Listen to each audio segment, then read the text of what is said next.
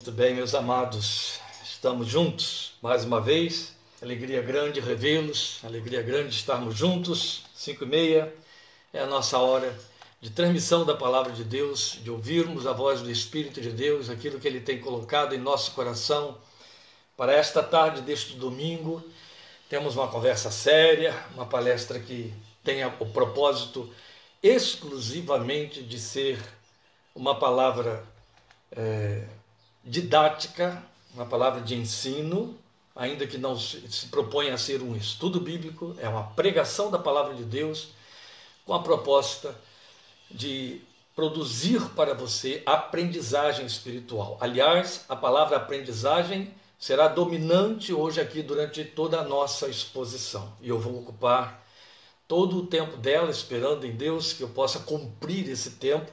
E para isso, já para ganhar tempo, a nossa proposta desta tarde, que você já acompanhou aí em nossa página, Ensina-me a Viver. Eu já convido você a abrir sua Bíblia em Filipenses capítulo 4, versículos 10 a 13, desde este abençoado e tão querido nosso Nordeste do Brasil até o Sul. Todos esses amados que estão aparecendo aqui diante da nossa tela já podem ir abrindo suas Bíblias e já de imediato nós vamos falar com Deus. Eu hoje acho sumamente importante que nós abramos a nossa meditação nesta palavra com uma palavra de oração, muito especialmente para que o Espírito de Deus não encontre barreira, não encontre resistência, não encontre filtro da parte da nossa mente contra a nossa fé a esta palavra que tem por proposta nos ensinar. Como estamos dizendo, é uma proposta de aprendizagem espiritual. Então vamos orar, vamos falar com Deus. Convido você aí onde está a se inclinar diante do Senhor, na sua presença, pela fé, e vamos falar com Ele agora em oração. Bendito Deus da nossa esperança, nosso Pai Celestial, Pai de nosso Senhor e Salvador Jesus Cristo, Redentor Cordeiro de Deus, que nos resgatou pelo seu sangue e pela graça nos deu livre acesso à tua presença por meio da fé. Glória ao teu nome, porque aqui e à distância estamos juntos, mesmo eu aqui e teus filhos tão distantes, cada um dentro do seu lar, estamos juntos, reunidos em torno da tua palavra e deste único e mesmo propósito de crescer na graça e conhecimento do Senhor Jesus Cristo. Por isso rogamos, venha agasalhar-nos com a tua presença, venha envolver-nos com a tua presença, venha usar por tua misericórdia da ferramenta desta palavra para encher o nosso coração de conforto, de consolo, de sabedoria espiritual, que ela nos venha como revelação de Deus, que ela nos venha como resposta de Deus, como orientação divina para nos ensinar a crescer. O que te rogamos nesta tarde é o que estamos colocando como tema desta proposta em Filipenses 4, em cima da experiência do apóstolo Paulo, te rogando, ensina-me a viver. Ensina-nos a viver como cristãos, a viver pela fé, a viver conforme os critérios que a tua palavra estabelece, quando o mesmo apóstolo Paulo disse, andamos por fé e não pelo que vemos. Ó Deus, como filhos que querem te obedecer na tua palavra, que querem conhecer a tua palavra para aprender a obediência, nós erramos tantas vezes nessas propostas. Nós te trazemos queixumes, mágoas, lamentos de feriduras, por causa de nossos esbarrões e desvãos, ó Deus, das cabeçadas que damos, dos cruzamentos que fazemos, dos trilhos que escolhemos, nos perdendo em nossas propostas e caminhos e nos afastando tanto do centro da tua vontade que depois, atrapalhados, te trazemos nossas lágrimas, querendo entender o que se passou. Permite que hoje nós aprendamos quais são os critérios por ti estabelecidos, que hoje nós saibamos, à luz desta palavra, dar a resposta àquela palavra que há poucos dias estivemos usando, considerando em Jeremias 18, quando pensávamos que estávamos te dizendo, faze outra vez. Porque o Senhor estava lhe dizendo, eu não posso fazer com vocês como fez o oleiro, porque vocês são como o barro na mão do oleiro, nas minhas mãos, vocês são barro. Senhor, então ensina-nos a deixar que tu faças, para que nós saibamos viver de forma digna e aprovada por ti, de forma que a nossa vida seja farol, como disse Jesus, luz que resplandece no meio daqueles que, como o Senhor Jesus mesmo declarou, nem sabem em que tropeçam, porque caminham em trevas, mas queremos andar na luz do teu rosto. E por esta razão rogamos, serve-te desta palavra para nos ensinar, Permite que ela venha gerar, ó Espírito de Deus, no coração de todos quantos a estão ouvindo agora e ouvirão nos próximos dias, temor devido ao teu santo nome, zelo para com a observância da tua palavra, critérios para que nós tenhamos uma vida aprovada por ti nesta geração.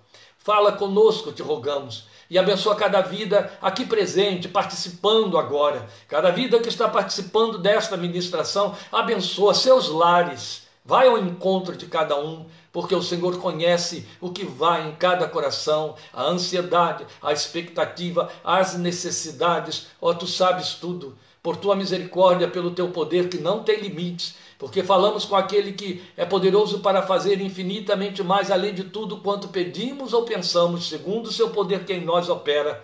Nós cremos em ti e te rogamos, abençoa-nos nesta palavra e ensina-nos, em nome e por amor do Senhor Jesus, para a glória de teu santo nome. Amém.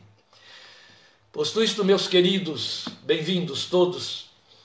Eu os convido a abrirem sua Bíblia, se ainda não abriu. Filipenses 4, leremos apenas 4 versículos, 10 a 13. E aí vamos discorrer sobre esse nosso tema, ensina-me a viver. O texto na minha versão diz assim: alegro-me grandemente no Senhor, porque finalmente vocês renovaram o seu interesse por mim. De fato, vocês já se interessavam, mas não tinham oportunidade para demonstrá-lo.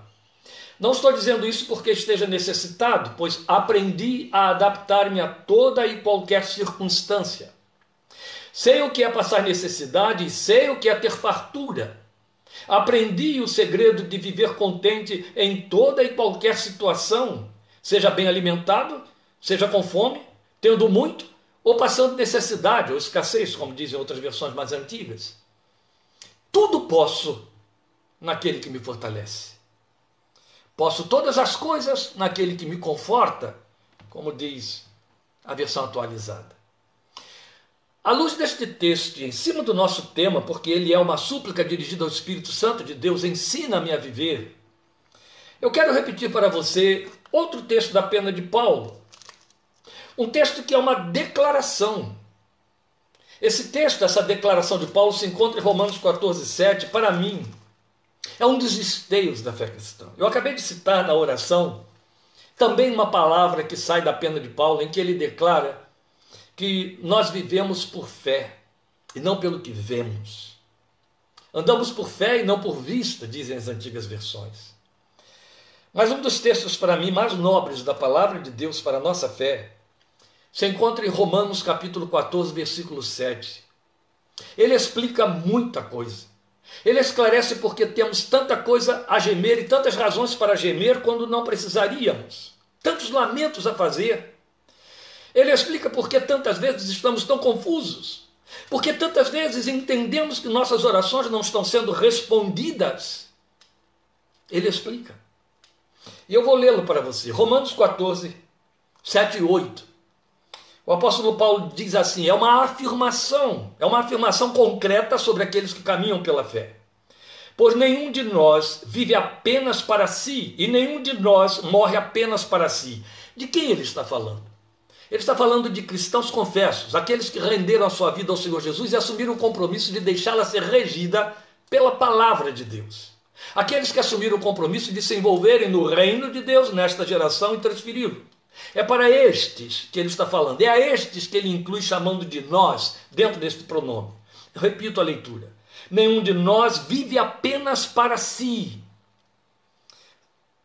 E nenhum de nós morre apenas para si, ou morre em si mesmo. Se vivemos, vivemos para o Senhor. E se morremos, morremos para o Senhor.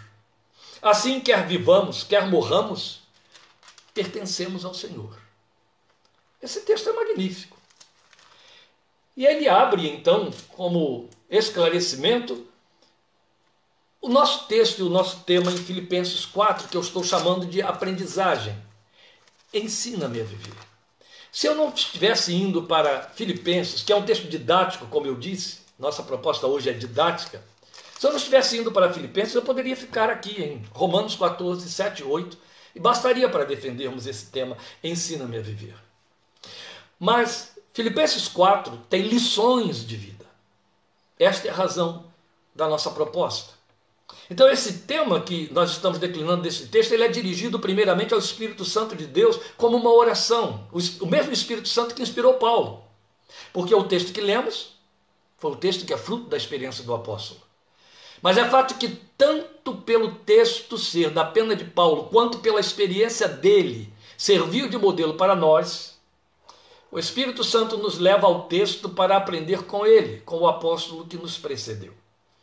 Outro tanto, o mesmo apóstolo nos exortou a aprender com ele. Ele estava tão seguro, com tanta autoridade em cima do que estava dizendo aos filipenses, à igreja, que ele afirma categoricamente isso em 3,17, aí mesmo, é o seu texto, capítulo 3 de Filipenses, versículo 17, ele diz: irmãos, sigam unidos o meu exemplo e observem os que vivem de acordo com o padrão que lhes apresentamos.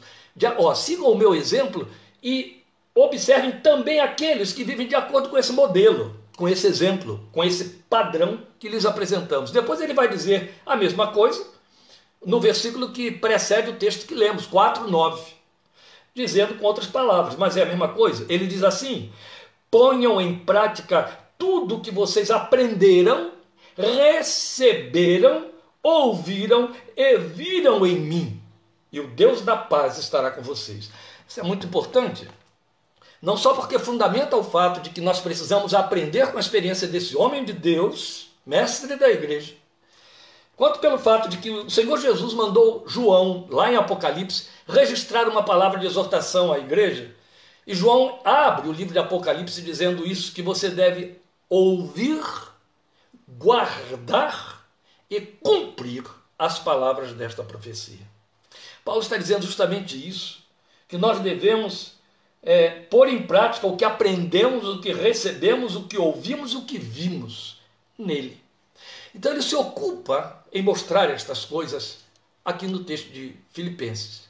Então aqui está uma vida que tem muito a nos ensinar a pôr em prática, quanto a aprender a viver essa vida que é vida pela fé e não pelo que vemos, para que a gente entenda o caminho por onde fomos chamados a seguir e a nossa vida se torne digna aos olhos de Deus, aprovada aos olhos de Deus. Deus possa de fato a abençoar, porque tem por que abençoar a caminhada que estamos fazendo individualmente, como família, chefes de nossa família, mentores de nosso lar e por aí afora. A boa notícia é que, comprovando o convite que ele nos faz para que aprendamos, ele nos ensina o seu segredo aprendido. Começa pelo fato de que no texto assinalado ele faz duas declarações que são o ápice de nossa busca de fé. Primeiro ele diz, versículo 12, estou falando do capítulo 4, claro: aprendi o segredo de viver contente em toda e qualquer situação. Isso não é coisa pequena. Viver contente em toda e qualquer situação está pareando aí com aquela exortação de Tessalonicenses 5, em que somos convidados a dar graças em tudo. Está pareando com o mesmo texto, todos eles da pena de Paulo, de Romanos 8, em que ele diz que todas as coisas juntamente cooperam para o bem daqueles que amam a Deus. Melhor dizendo, ele põe lá: Deus opera em todas as coisas para o bem daqueles que o amam e que são chamados segundo o seu decreto. E aí, voltando então ao que estávamos dizendo, ele nos apresenta então nessas duas declarações o ápice da nossa busca. Aprendi o segredo de viver contente em toda e qualquer situação e o clímax de toda a competência almejada por quem crê. Tudo posso naquele que me fortalece. Não há um crente que não ame esse texto. A maioria coloca nos caderninhos, coloca no para-brisa dos carros, na porta do celular. Tudo posso naquele que me fortalece. É o grande sonho da fé, especialmente por causa do verbo poder. E aí todo mundo começa a cobiçar poder, todas as coisas, naquele que o fortalece. É o clímax. Então, como eu disse, a boa notícia é que ele está comprovando que no seu convite para nós aprendermos, ele está disposto a nos ensinar o seu segredo, porque ele diz isso aí: aprendi o segredo de viver contente em toda e qualquer situação. Então ele nos expõe um segredo. São dois alvos supremos, vamos guardá-los: contentamento em tudo e tudo posso nele. Esses são os dois alvos. Eu penso que O apóstolo Paulo chegou ao clímax que nós vemos no versículo 13. Eu vou repetir muitas vezes o versículo 13 para não repetir o texto, a citação do texto. Tudo posso naquele que me fortalece. Então você fica aí sempre com a memória disso. Versículo 13 significa isso. Então ele chegou a esse clímax, eu penso, porque ele passou por um aprendizado. Por isso que estamos falando em ensina-me. Ensina-me a viver. Passou por um aprendizado. A aprendizagem é marcada pelo verbo aprender. E, coincidentemente, estou pondo entre aspas, claro, tomei aí também o som, estamos insistindo em dizer que a aprendizagem, então, ela é mediada por esse verbo saber. O verbo saber está entre os dois verbos de que Paulo se serve aí, que é aprender. Então, vamos lembrar aqui, o alvo é contentamento, e como resultado do exercício da adaptação, que também, por sua vez, se constituiu num aprendizado. Então lembre disso que estamos dizendo, só retomando um pouquinho, o alvo não é chegar ao tudo posso naquele que me fortalece, pois então, ele nos ensina porque ele diz que ele tinha um segredo e que nos ensinaria este segredo. Então vamos ao segredo de que ele nos fala. Como pode alguém aprender a se adaptar a qualquer circunstância? Você percebe que a primeira coisa que ele fala aí é exercício de adaptação, é assim que está na minha versão, e se você não a tem, as outras não vão apresentar adaptar-se a toda e qualquer circunstância, é uma perda que lamento você sofre, porque essa tradução está fazendo a interpretação mais exata do que ele quer comunicar para nós. E aí eu venho com essa pergunta, como isso? Como alguém pode aprender a se adaptar a qualquer circunstância? Seria isso um masoquismo? Porque, afinal de contas, a vida não é feita só de circunstâncias agradáveis, prazerosas, gratificantes. Tem aquelas que são detestáveis. E eu vou me adaptar a elas. É difícil, não é? Pois bem, como pode isso? Então, é masoquismo? É insensibilidade? É autodepreciação, que seria aí um canal do masoquismo? Não. Afinal, tudo quanto a nossa força egóica pretende é ser gratificada. Tudo quanto o nosso ego quer é gratificação. Mas o apóstolo Paulo está dizendo que se adapta às coisas boas, agradáveis, ele as cita, tanto quanto às desagradáveis, ele as cita. Ele chama de abundância e de escassez, fartura e fome. Ele disse, estou adaptado a toda e qualquer circunstância. Esses dois extremos, paradoxais, um altamente atraente e o outro altamente terrível e indesejável, não é verdade? Ele diz que ele se adaptou bem a isso, às coisas agradáveis, boas e às desagradáveis. Seria um conformismo patológico, antiproducente? Não. Por quê? Daí ele dizer que é segredo. Porque ele não está falando de circunstâncias por ele buscadas ou provocadas. Esta é a diferença. Entende? Não se trata de circunstâncias consequenciais às nossas más escolhas. Então ele, quando fala de se adaptar bem a toda e qualquer circunstância, não está falando daquelas que ele buscou e não deram certo, ele teve que se adaptar, não. Na verdade, ele está falando daquelas que invadem, ele está falando daquelas que acometem, via de regra se tornam a causa do desespero, de derrocadas, de desânimos, entende? Nós lutamos com todas as forças contra elas, até nos esgotarmos, até adoecermos. Lamentamos, murmuramos. O apóstolo disse que aprendeu a recebê-las, a vivenciá-las. Porque este é o ponto. Adaptar-se tem o sentido de saber fazer uso adequado da situação. Ou então, indo para a etimologia da palavra, tornar-se apto para ela, adaptar-se. Percebe? Entende? Eu vou repetir porque este é o segredo. O segredo revelado começa por aí. O que é que ele está dizendo? Que adaptar-se tem o sentido de saber fazer uso adequado da situação. Não é simplesmente chutar ou sair correndo dela.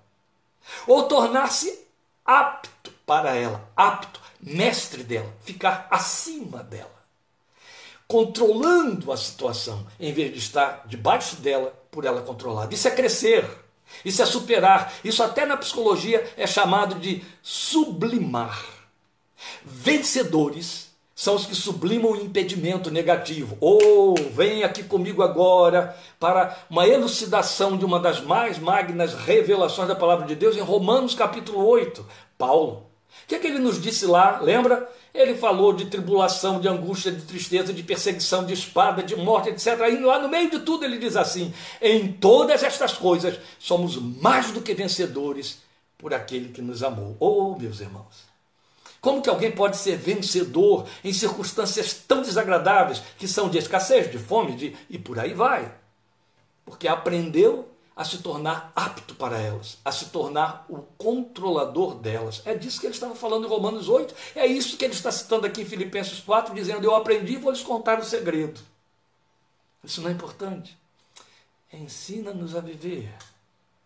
Uma vez que aprendeu a se adaptar, ele ficou pronto para a segunda etapa, que é aprender a se contentar. O contentamento, então, também é um aprendizado, porque ele disse isso: aprendi a viver contente. Então aqui está outra palavra de surpreendente significado, desde a sua origem. Nós podemos traduzir contentamento como satisfação plena, saciedade. E não é isso que você entende como contentamento? Estou saciado, estou contente. Contentamento é isso, saciedade, satisfação plena, de fato é isso.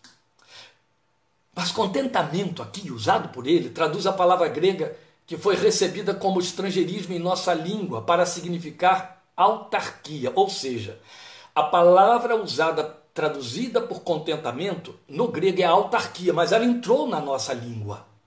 Você hoje conhece e fala de autarquia, você sabe o que é isso.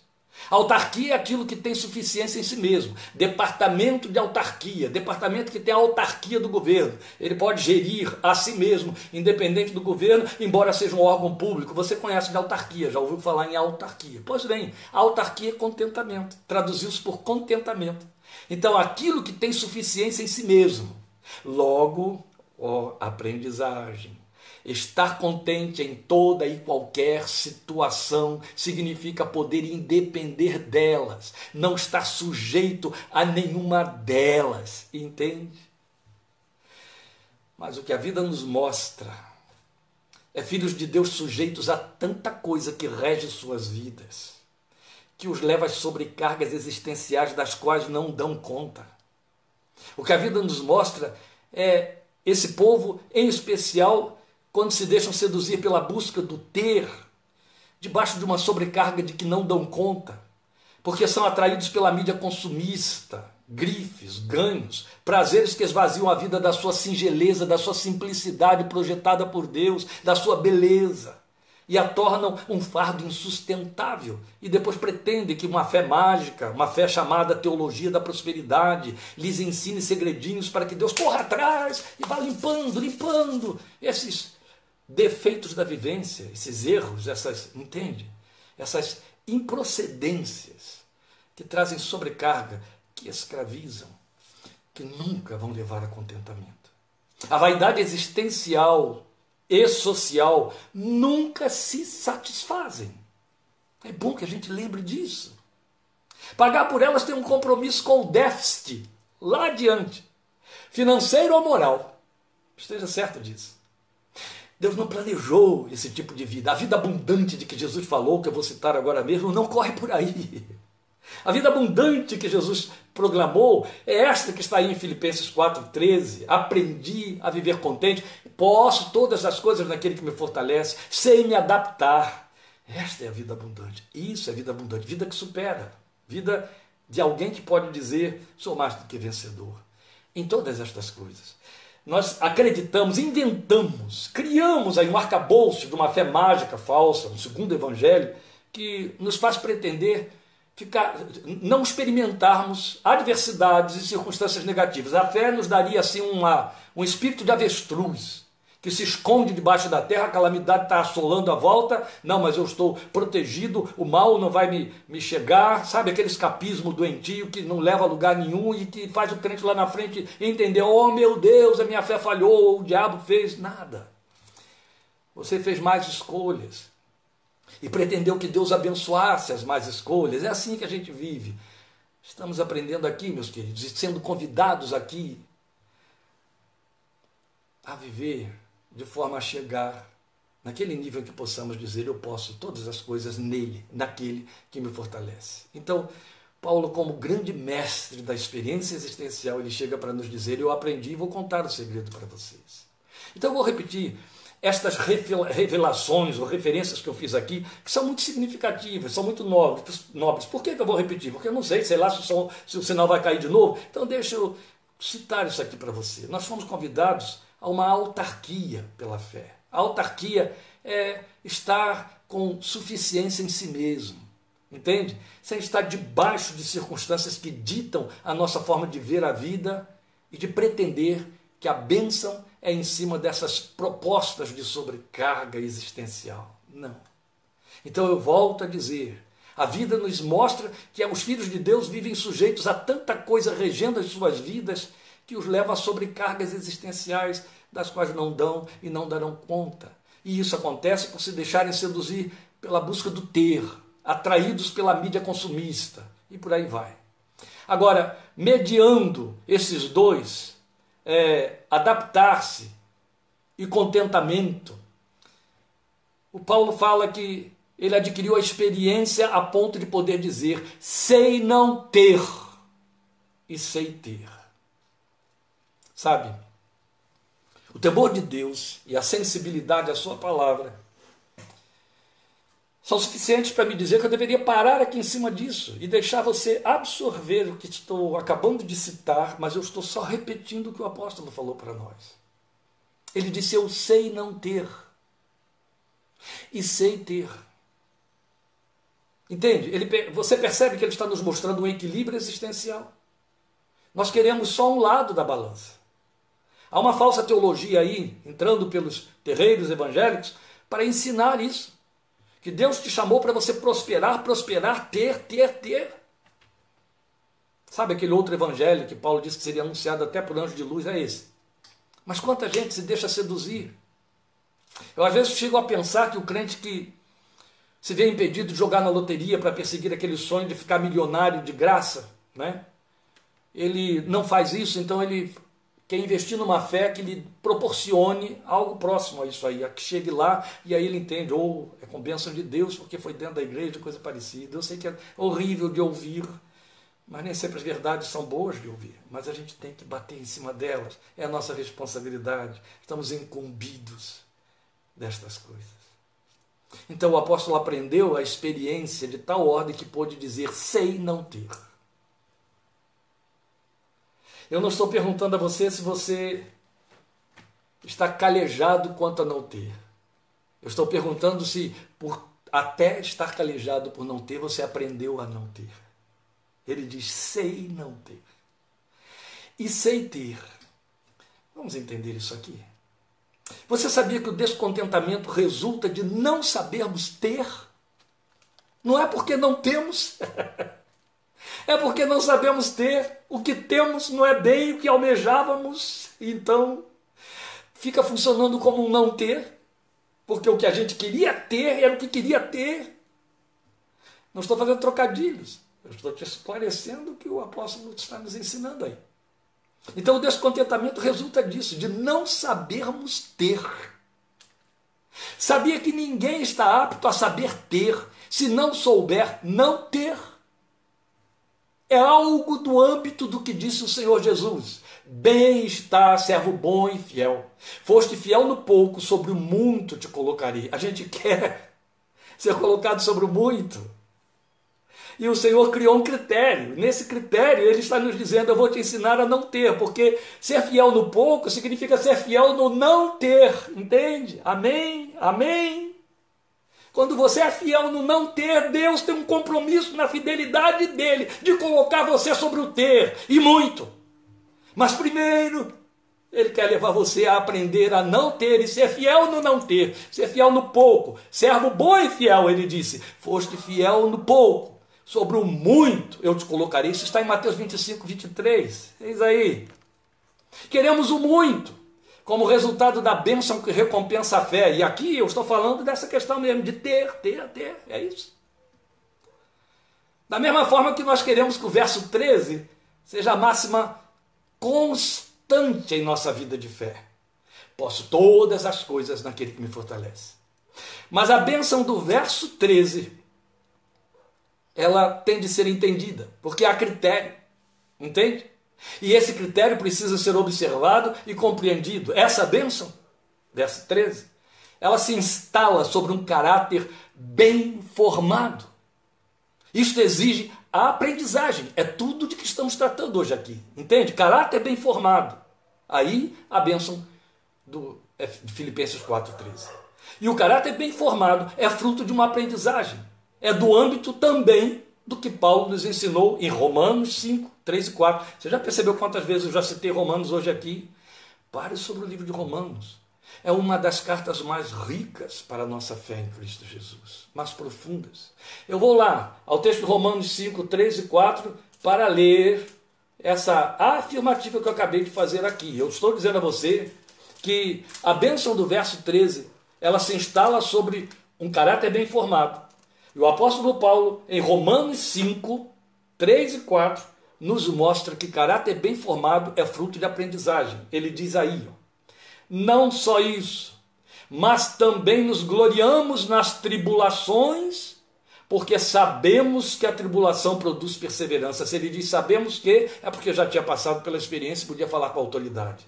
Sabemos que a tribulação produz perseverança. A perseverança, um caráter aprovado. Está aí, está vendo como é a aprendizagem? Está vendo? E o caráter aprovado, esperança. Começa com tribulação para chegar à esperança. No meio do caminho você tem perseverança e caráter aprovado, fruto de aprendizagem. Nós temos medo dessas verdades, meus amados. A verdade é que temos medo delas. Mas sem elas, as bênçãos redundam em maldições. A vida espiritual se torna estéril. Eu diria que não passa de um materialismo espiritualizado. Tudo junto assim, como um único conjunto, uma única composição. Materialismo espiritualizado. Entende? E é fato. Mas Deus nos quer no nível do verso 13. Tanto que Jesus nos prometeu isso. Eu disse que eu citaria para você João 10:10. Eu vim para que tenham vida e a tenham em plenitude, a tenham em abundância, a tenham com autarquia. Entende? Com contentamento. Está tudo ali. Este é o sentido. É fruto de aprendizagem que resulta em crescimento. Não é magia. Não é milagre sem lastro. Amém, meus queridos? Não é. Tem tudo a ver com o que Paulo chama de, chama de crescer na graça. Pois bem, Paulo é o nosso modelo aqui, é o que estamos vendo com ele. E o que ele chama de aprender a ter falta, escassez, não ter o pouco de que falou o Senhor Jesus? Vou lhe explicar.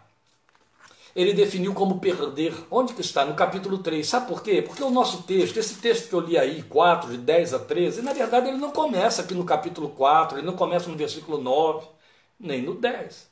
Ele começa exatamente no início do capítulo 3. Mas eu vou ler apenas os versículos 4 a 7, onde Paulo nos ensina que aprender a ter falta significou aprender a perder, ou seja, ele optou por perder para que pudesse aprender. E aí, para perder ou por perder, ficou em falta. O que ele diz aí para nós? Veja, eu estou citando para você, capítulo 3, versículos 4 a 7. Ele disse, embora eu mesmo tivesse razões para ter tal confiança, se alguém pensa que tem razões para confiar na carne, eu ainda mais. Circuncidado no 8º dia de vida, pertencente ao povo de Israel, da tribo de Benjamim, verdadeiro hebreu, quanto à lei fariseu, quanto ao zelo perseguidor da igreja, quanto à justiça que há na lei, irrepreensível.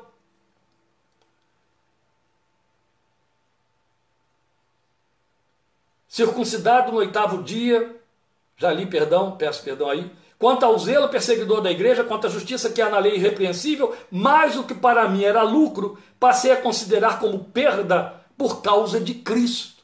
Eu vou acrescentar os versos 8 e 9. Mais do que isso, considero tudo como perda, comparado com a suprema grandeza do conhecimento de Cristo Jesus, meu Senhor, por quem perdi todas as coisas, eu as considero como esterco para poder ganhar Cristo e ser encontrado nele, não tendo a minha própria justiça que procede da lei, mas a que vem mediante a fé em Cristo, a justiça que procede de Deus e se baseia na fé. Tá bom, pastor, mas isso em termos práticos, o que tem a ver com o meu dia a dia, o que tem a ver com a minha vida, sabe? O que Paulo vem argumentando aí no capítulo 3, que ele chamou de perda, que ele considerou como perda, é que ele tinha muita posição, ele tinha muito ganho, ele tinha muito respeito por crédito adquirido no meio da sua sociedade, no meio dos seus pares, no meio das autoridades de Israel. Ele era considerado um dos mestres, a ele confiavam, primeiro que o reconheciam como um dos grandes filósofos entre os hebreus. Aluno de Gamaliel, um dos maiores exponenciais da sua época. Isso sim, Paulo trabalhava com os filósofos gregos assim, ó, no estalar de dedos, falava vários idiomas. Era um homem respeitado pelo que levava, pelo que adquiriu na vida. Ele fez investimentos, ele cresceu aprendendo estas coisas, não só, ele era de nobre nascimento segundo o judaísmo, hebreu de hebreus, fariseu, porque pertencia à seita mais zelosa da lei de Moisés. Tão zelosa que ele se tornou perseguidor da igreja, coisa de que ele foi se lamentar até o resto de seus dias. Meus queridos, o que Paulo está dizendo é, quando eu descobri o Cristo, quando eu descobri o Evangelho, eu descobri que tudo aquilo que eu tinha me atrapalhava a crescer nele, me atrapalhava a conhecê-lo, me atrapalhava a conhecer o poder da sua ressurreição, a me conformar com o seu sofrimento, me atrapalhava a que a justiça dele resplandecesse e se fizesse ver em mim. Eu estava vivendo segundo a minha própria justiça, a justiça que eu adquiri, meus méritos, meu nome, minha posição social. Ele disse, não dá, são incompatíveis. Sabe, algo daquilo que ele tinha dito há muito tempo a Timóteo. Ninguém que milita se embaraça com negócios desta vida. Paulo estava cercado de coisas que o impediam de crescer em Cristo e de conhecê-lo. Então o que ele fez? Resolveu perder todas aquelas coisas. E as considerou como perda por causa de Cristo. Perdeu lugar, perdeu posição, perdeu, e de tal ordem que ele teve de aprender a não ter. E aprendeu, glória ao Senhor. O que isso equivale em sua vida? O que seria a sua justiça por direito de que você teria de abrir mão para poder crescer no Filho de Jesus? No Filho de Deus, Cristo Jesus. Qual seria? Em que você tropeça? Qual é o laço? O que te amarra? O que te impede? Quais são as suas ambições parentais, familiares, para seus filhos? Na sua sociedade, no ambiente que você está, que te faz tropeçar? Porque se você quer crescer em Jesus, você vai na contramão dos aplausos que esse povo te dá, nos clubes aos quais você se associa e tantas outras coisas. Desse livre acesso que seus parentes têm, que você tem no meio dos seus parentes, porque medeia com eles na sua forma de viver, de julgar a política, a vida, a filosofia, entende? E aí não cresce em Jesus. Não vai chegar nunca ao muito, porque não consegue ser fiel no pouco. Para ser fiel no pouco tem que abrir mão do seu muito, da sua própria justiça. Eu já estou acostumado, quando o Espírito de Deus me leva para essas palavras de contundência, a ouvir pessoas dizerem, duro é este discurso. Jesus ouviu isso. Presta atenção, eu quero despertar a sua curiosidade. Você vai ver como que cai o nível de compartilhamentos e de outras coisas mais, quando a palavra não gratifica, mas nos compromete, nos confronta com a verdade, meus queridos, com valores inegociáveis. E como foi para Paulo aprender a ter em abundância? Ele aprendeu a ter escassez perdendo. Como foi aprender a ter em abundância? Eu lhe mostro duas ocasiões por ele citadas. Uma está em 2 Coríntios, capítulo 12, e é um texto clássico. Ele diz para nós assim, é necessário que eu continue a gloriar-me com isso. Estou lendo 2 Coríntios 12. Ainda que eu não ganhe nada com isso, passarei as visões e revelações do Senhor. Conheço um homem, ele está falando de si mesmo, todos os estudiosos entendem assim, em Cristo, que há 14 anos foi arrebatado ao terceiro céu.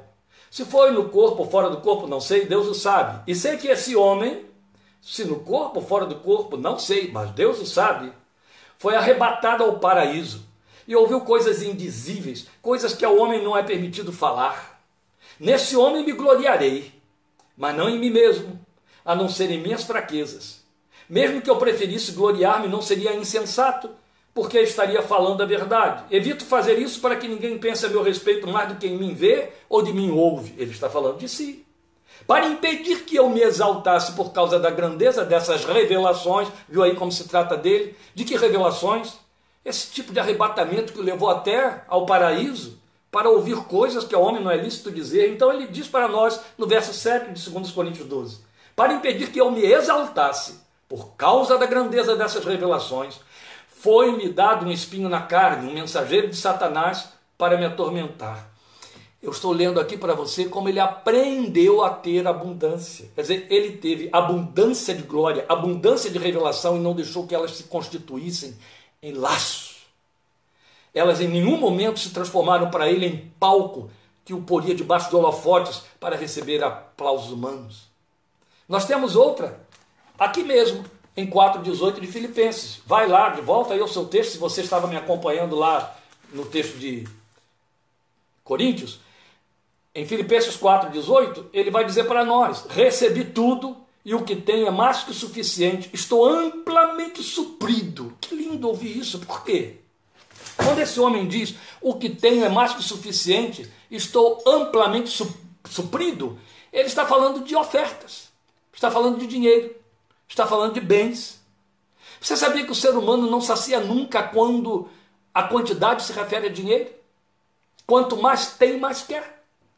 Faz parte da realidade do homem neste mundo. Especialmente porque quanto ao dinheiro, há uma expressão inerentemente amaldiçoadora a ele atrelada. Poder aquisitivo. É o que faz a diferença social entre um e outro. Quem mais vale é quem mais tem. Tem mais, quem mais pode adquirir. Esse é o princípio maligno deste mundo tenebroso. É muito atraente, mas escraviza e, por fim, mata. Torna o ser humano em servo de mamon, riquezas, como disse Jesus, é fato. E então ganha o mundo inteiro, mas perde a própria alma. As pessoas entendem logo que Jesus, quando disse isso, que adianta o homem ganhar o mundo inteiro e perder a sua alma, está falando de inferno. Perder a alma, por fim, redunda em se perder de Deus e para Deus. Claro, e o nome disso é inferno. Mas, primeiramente, ele disse, a pessoa perde-se para si mesma, perde a sua alma, perde sua anima, entende? Perde a si mesmo, perde a alma. Depois perde-se para os seus, que passa a ver essa pessoa como cifras.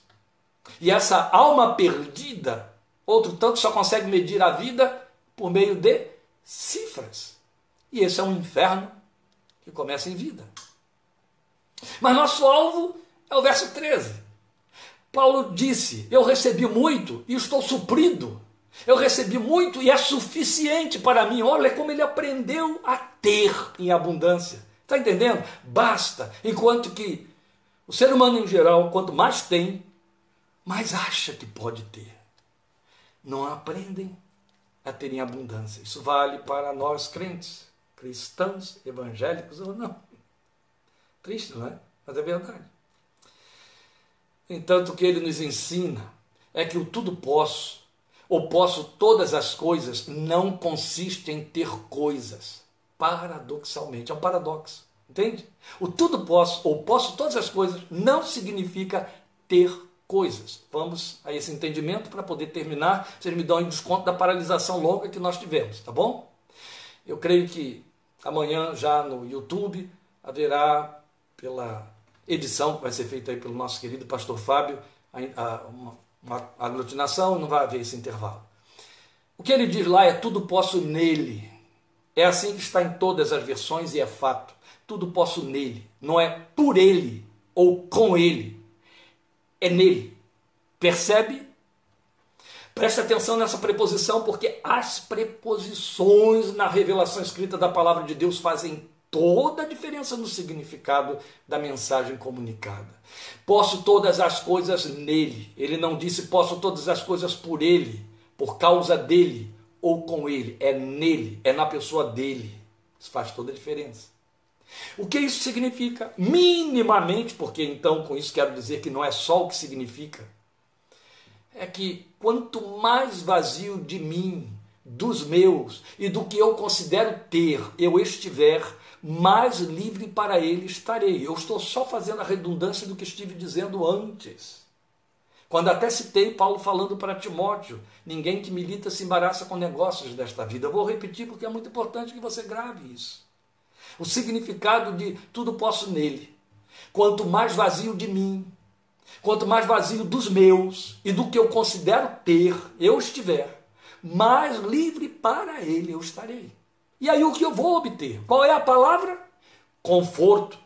Tudo posso naquele que me conforta, que me fortalece. Traduzido aqui na minha versão por fortalecer. Isso é o que você tem aí.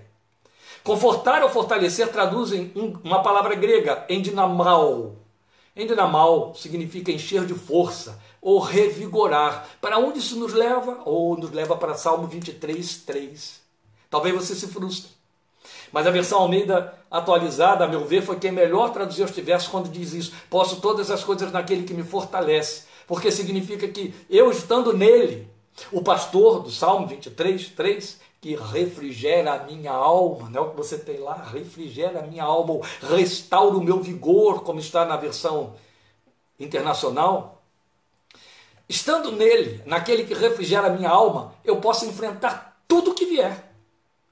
Tudo que vier, porque ele vai me dar nova força, ele vai me dar vigor restaurado, ele vai me dar refrigério para que eu siga adiante. Isso vai cumprir frontal e cabalmente a palavra dada por Jesus em Mateus 5, quando ele fala daquilo que nós definimos como tecnicamente como bem-aventuranças. Bem-aventurados os que choram, bem-aventurados os mansos, bem-aventurados os que têm fome e sede de justiça, bem-aventurados, bem-aventurados. A tradução exata do conceito bem-aventurados é avante, avante vocês que choram, avante vocês que são humildes, avante vocês que têm fome e sede de justiça, entende? Essa é a tradução. E olha o que temos aqui.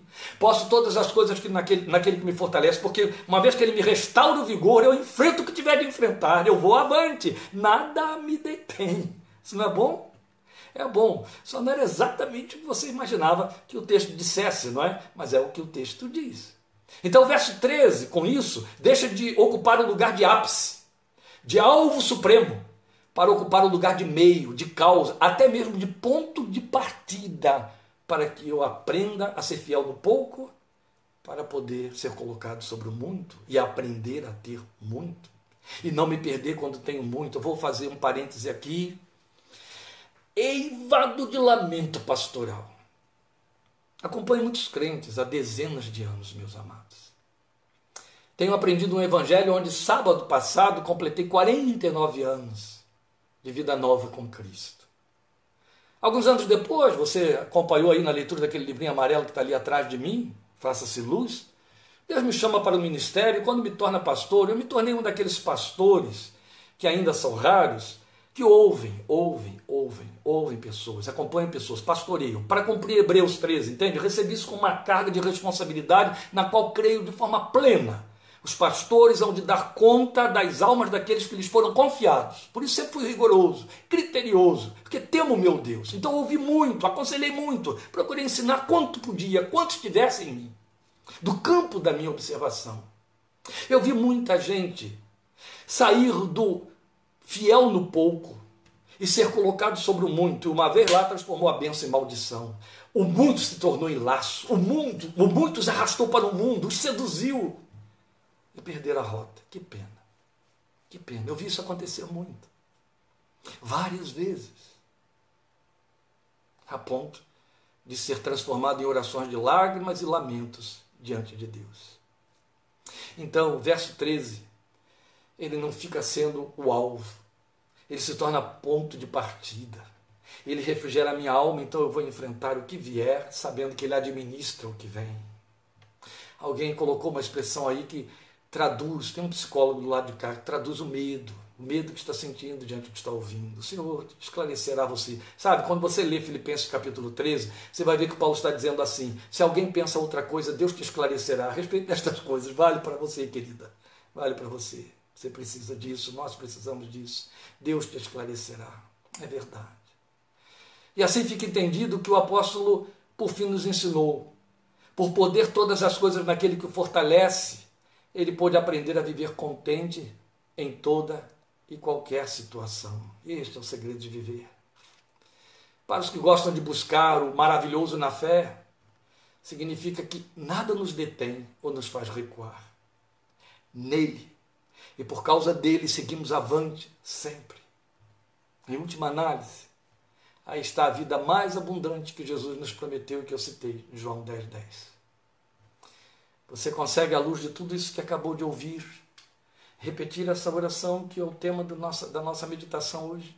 Ensina-me a viver, Senhor Jesus. Vamos fechar aquela mensagem de Jeremias 18. Ele pode ser o oleiro. Você deixa que ele conduza a sua vida de forma que quando as coisas não funcionam como deve, você deve questionar antes de mais nada: Senhor, tu estás me ensinando a não ter. Tivesse o tempo de contar uma experiência pessoal, não tem não. Aí não vou contar. Presta atenção, meu amado. Presta atenção, minha amada. Para aprender a ser fiel no pouco, é preciso aprender a perder. Entende? Perder para Ele. Perder por causa dele. Perder aquelas coisas que atrapalham. Não vejo avançar 1 milímetro na vida. Na estrada onde você é convidado a crescer na graça e no conhecimento do Senhor Jesus. Aquele crente que quer correr essa trilha, mas arrastando atrás de si um sem número de pessoas a quem quer agradar, especialmente os seus laços consanguíneos. O Evangelho faz rupturas, maioria das vezes. Para agradar a ele, às vezes você tem que desagradar mamãe, papai, irmão, tio, primo, porque estão do outro lado. Você os ama, ora por eles, mas ainda estão do outro lado. Então não dá para conciliar as duas coisas. Às vezes filhos, porque você tem de ensinar a ele: não, eu não vou por aí, filho. Isso aí é um ganho fácil, mas vai me tirar da rota. Eu quero crescer nele. Sabe? Aquele adágio, pegaram o texto da Bíblia e transformaram num adágio que continua sendo verdadeiro. O pouco com Deus é muito. A bênção reside na vida simples, entende? Sede simples como as pombas. Longe, para nunca chegar, a bênção estará comprometida com a vida de sobrecarga, de cobiça, de ambição e de vaidade. É uma trilha por onde Deus não anda. O Senhor te abençoe com esta palavra e nos ensine a viver de acordo com ela. Amém? Deus te abençoe e te guarde. Que te dê coragem para voltar a ouvir este pastor domingo que vem, onde eu estarei falando sobre pecado. Ninguém quer falar sobre pecado, muito menos ouvir sobre pecado, mas o Espírito de Deus está me dizendo para falar com a igreja domingo que vem sobre pecado. Se você tolera passar por esse túnel da náusea, venha domingo 5h30 para a gente conversar. Amém? Quarta-feira estaremos juntos em Minuta da Fé, 7, 8h30 da noite. Deus te abençoe e te guarde. Obrigado por sua paciência aí com o tempo que se perdeu com a queda do sinal. Deus te abençoe em nome de Jesus. Amém.